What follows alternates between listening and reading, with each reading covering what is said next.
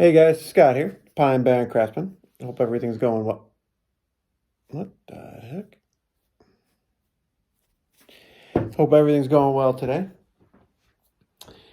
I came up with an idea here to talk a little bit about today. I'm just a little under the weather, a little down, got a little cold.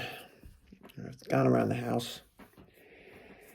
So, what are you gonna do? I'm trying to put together some thoughts. I want to talk to you guys about what you think of, right, when you hear the word preparation. People trying to do this prep thing.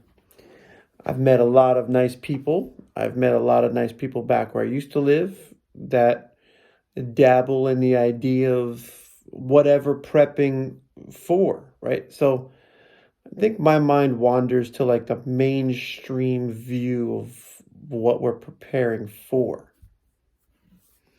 And I guess it's a little bit of uncertainty based on the current state of the world, wars and the uh, rumors of wars, and we've already had like crazy pandemic, right, or whatever just happened, and it's funny because 10 years ago, 5 years ago, it wasn't the case. There was people that wanted to prep, and there was people that were doing things for their own sake for, I think, forever. I think Dick Proenneke, he took a time to go into the woods in Alaska back in the 60s, 70s. Some people just like to leave society, and that was like the off-grid thing that he did, which is basically pots of water and no connection with the outside world. Now we have this technology where we can run solar generators and power systems, and batteries have come so far and the panels have come so far. It really makes it very appealing.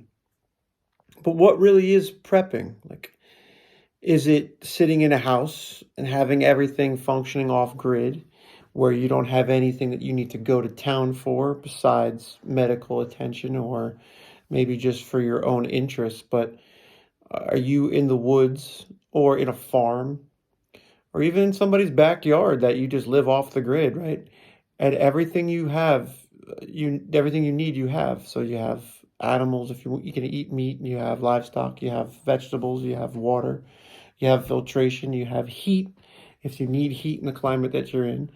Like, so at what level are we preparing for as preppers, right? You have people that are dabbling in stuff like, I want to learn how to can, I want to have a backup generator, I want to have another form of heat.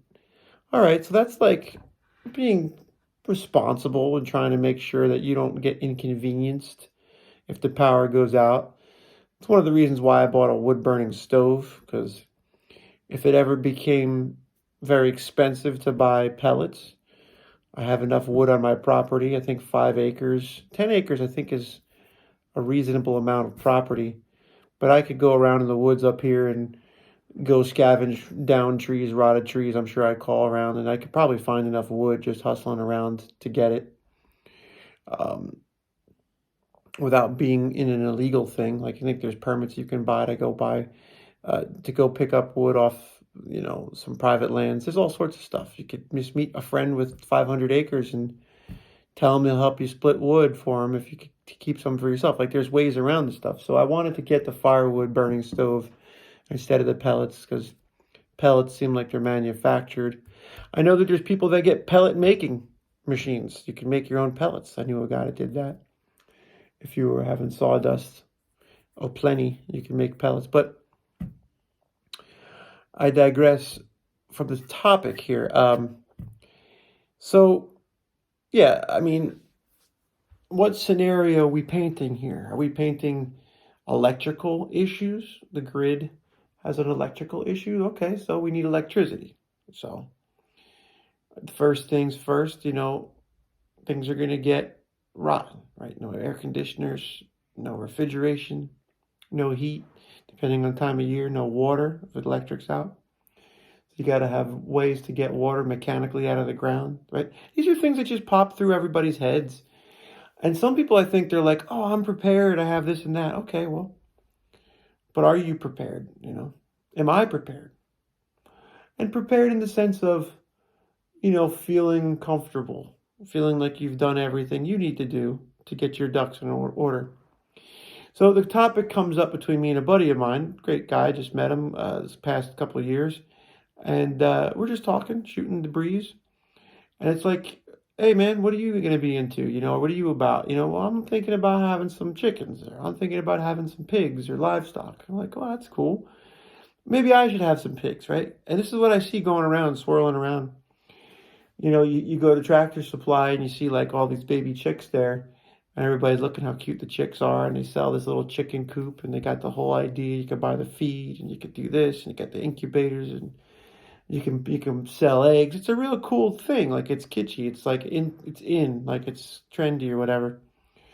But to me, it's like I've heard not just up here, and I'm not going to pinpoint people I just spoke to recently about this, but it's happened in Jersey. Like chickens get taken out. One of my old bosses talked about it. The raccoon ripped the chicken right through the fence. Like so you didn't even have to get into the. He got his little hand in there and it was like KFC in the backyard.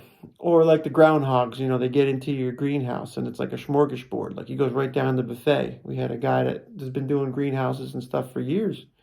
That's one of the reasons why I went and did so much research about mole fence and vole fence and mole and groundhog, deterrence and how high do you go to keep the deer out. And you got a squirrel in there nibbling on your berries, taking all your blackberries, raspberries, because, it is what it is. It's dog eat dog world out there. It's nature. You got animals that you don't even know what they're thinking.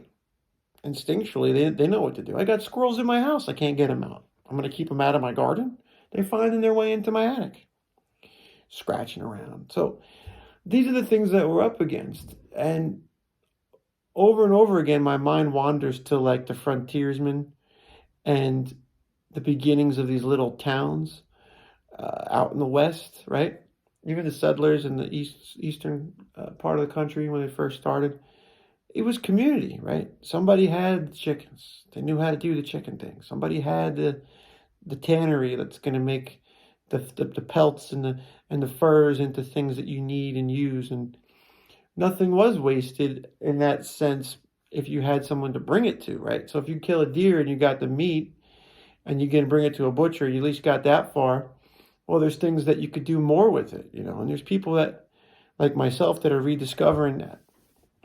But the whole point is I'm getting here is the community. We relied on each other. We trusted each other. It wasn't like, are you going to really give me chickens if I give you feed? Like, is this going to happen? Are you going to feed my chicken less? And am I going to get like this scrawny chicken? You're going to have this big fat chicken. Like, who's going to measure the chicken feed?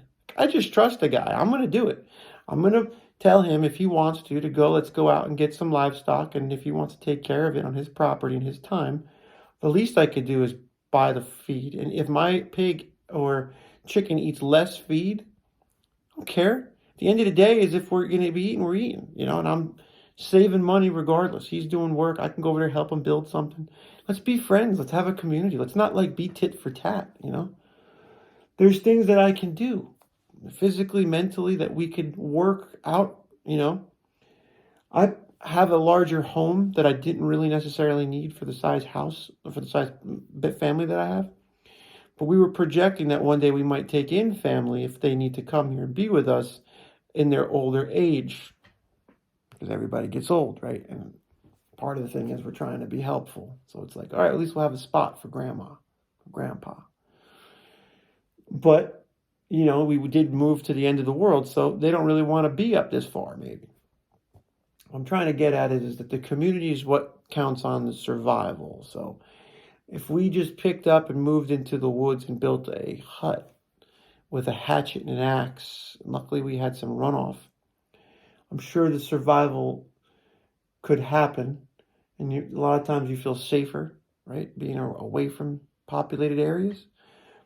But what happens if the populated areas are like perfect areas to like get materials, ropes and strings and wire and all sorts of goodies. Like in the woods, especially the woods up here, I mean, you got only so many resources and the knowledge is like, so you got to get these books and people do research and digging holes in the ground. Is that the way we're going, right? What's the things that make your mind wander? Like, you're going to sit and defend your house. What is a house if there is no electric or water, no heat, right? If you can't heat the house, what is it? Is it the best structure for you? Maybe sentimental reasons, whatever. Like the stuff that you have, like these pictures, right? I love these pictures. My troll doll, you know. Like, am I gonna wait? I gotta go back. I gotta have memory. No, dude. So that's a little thought. It's a little down, a little quiet, but at the same time, it's like a curiosity. Like, what's the deal with the prepping, stockpiling? How far do you take it? I mean, the Cadillac prepper, he's got the bunker. Like, what was that movie, 300?